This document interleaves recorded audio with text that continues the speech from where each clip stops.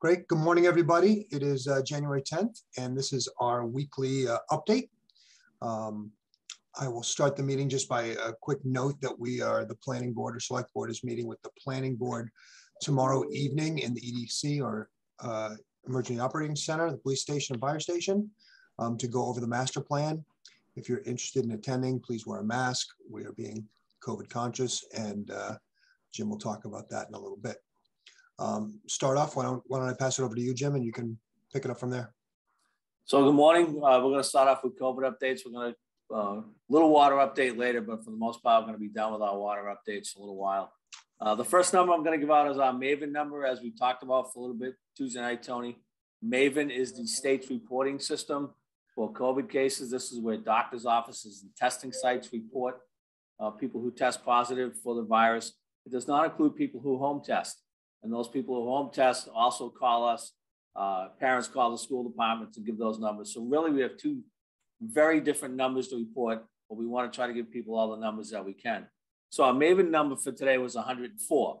And again, it doesn't include home testing. It doesn't include people who reported to the Board of Health or reported to the school department that they home test and tested positive. That's only doctors' offices and testing sites that make it into Maven. The total number reported to the Board of Health, including home tests over the last 2 weeks, was 321. So you can see that a lot of people are home testing, they're reporting it, and those numbers are coming in. Our positivity rating over the last 14 days was 14.48, which is up from 8.82. Plymouth County is at 17.41, up from 10.59, and the state is 23.02, up from 18.42. We expect that number will go higher. We expect our number to go to the 20% at least before we start seeing a downturn. So that's the number we tell people to look at. That's the one we want you to really focus on, because that tells you how much spread there is in the population at large, the percentage of people that are testing. The Omicron is here. Obviously, it is significantly more transmissible than the Delta variant. It is not too late to get vaccinated. If you can get vaccinated, please do so. The data is all showing that people who are vaccinated and boosters, if they do get the variant, are less sick and the symptoms are less severe. So please, if you haven't been vaccinated, do so. If you're eligible for a booster, do so. The Marshfield Fairgrounds is now taking drive-ups. You don't necessarily have to have an appointment. They prefer it, but you can drive up based on supply and get a booster or a vaccine. If you're over 18, you're eligible for the Moderna booster 6 months after your second shot. If you are over 11, you are now eligible for the Pfizer booster 5 months after your second shot. If you got a Johnson & Johnson shot, you're eligible for 2 months. So from last week, the CDC has approved boosters for 11 to 15-year-olds for Pfizer. So if you have 11 to 15-year-olds that have been vaccinated more than 5 months ago, they can now get that booster, and we ask you to do so. The new guidelines are still in effect for masking. The governor has requested, recommended that anybody who's going inside a public space wear a mask. We are seconding that. If you are inside a public space, wear a mask. We see those numbers jumping. It does provide you with a level of protection, so please do so. We've been asked several times why we don't have a mask mandate in Scituate, and our answer has been consistently that we will follow what the state mandate is. So if the state puts on a mask mandate, we will follow it in Scituate, but we have not at any time in the past adopted our own mandates. And at this point, we're not looking to do that. We will continue to follow the state. If they update their mandate, we will update it to the people and let them know what the new rules are going to be. Speaking of booster shots, we have a regional clinic this week with Cohasset, Scituate, Hingham, and Hull on Thursday, January 13th from 9 to 1 at the South Shore Baptist Church in Hingham. There'll be 300 Moderna booster shots available. You do need an appointment for that clinic, so please go to the town website. It's on the front page or it's on the Board of Health page. You can click the link and sign up for that. We've already put this out by email and Facebook posting, so anybody who's looking for a booster, there are 300 available there, and as we get more, we will let people know. Just before we started this is my water update. Just before we started this, we were informed of a water break on Gannett Road in the area of the North Scituate Business District. Water will be shut off in that area while we investigate and find out what the problem is and make any repairs that we have to make. This week, also on the 13th, we'll be auctioning off the property at 1 Tilden Road in Minot.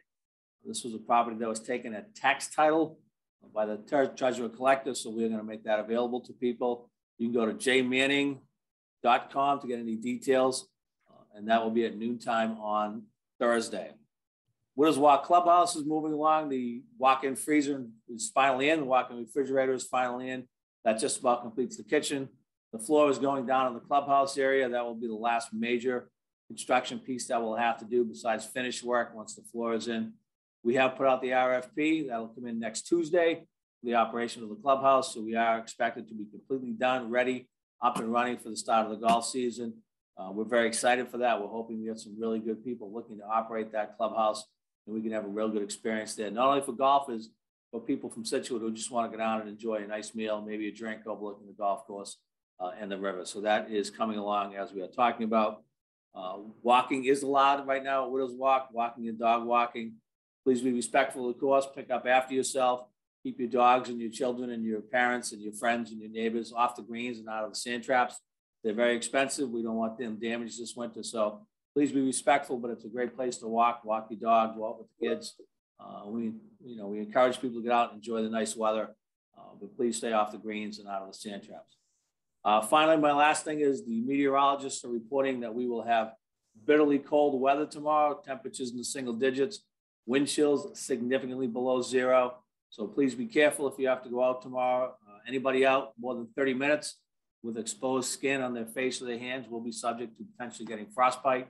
So bundle up. If you have elderly neighbors or neighbors at risk, please check on them in this cold weather and make sure that everybody's doing okay.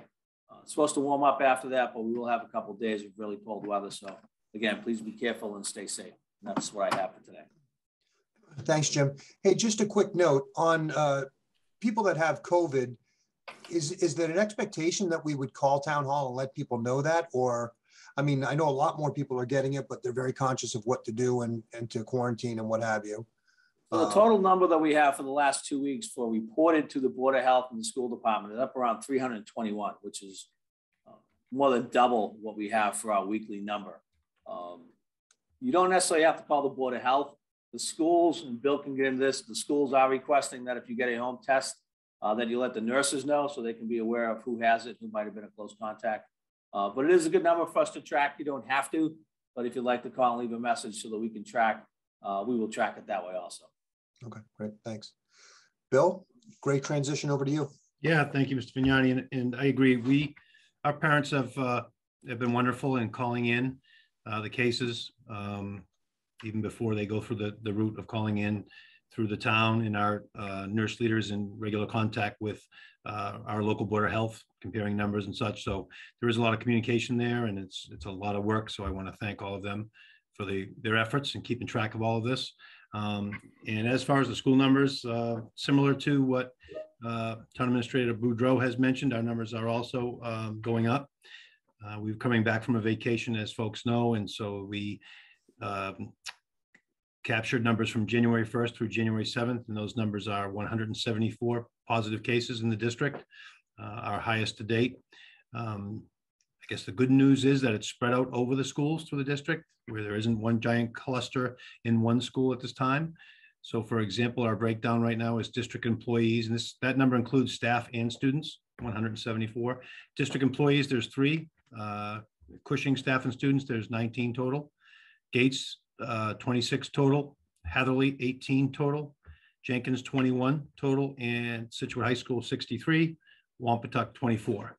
Keeping in mind that there's different enrollment numbers there. So percentage-wise, we're within 8 and 12% of our total population of students over the last couple of weeks, which is a little bit lower than some of the other rates.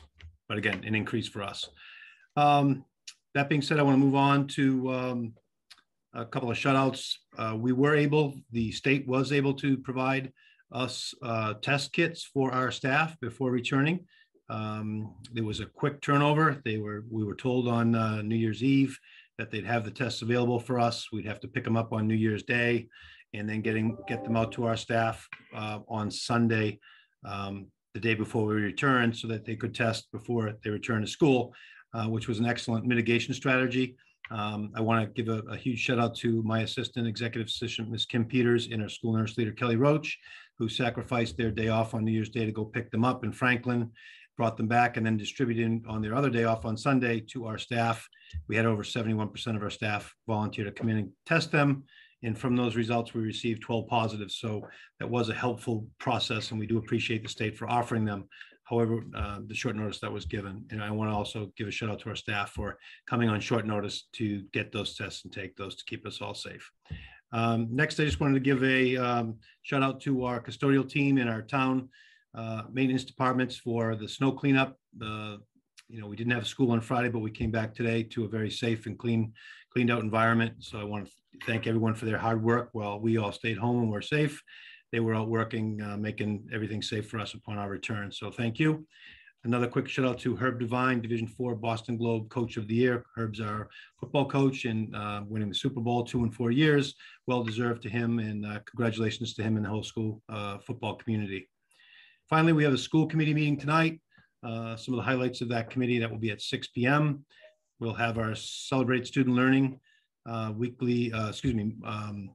monthly update from our Scituate High School students. That's always interesting and enjoyable. Some other things happening at Scituate High School that will be on the agenda are student update, which is typical. Always good to hear what's going on there, and a program of studies update for next year. So also interesting. We'll be discussing a new job description for an assistant athletic position. Also, substitute teacher pay increase request. We're looking into doing that as part of getting more substitutes in our buildings. And then the traditional superintendent and assistant superintendent report, which some of mine will be on the COVID update and some of the mitigation strategies we're taking to fight this surge and keep our kids in school full time. That's all I have for today. Wish everyone a great, happy, and safe week. Great. Thank you, Bill. And again, just to repeat that Jim said it's going to be cold for the next couple of days. So check on your neighbors and make sure that everybody's all set. That being said, have a great week, everybody, and we'll talk to you soon.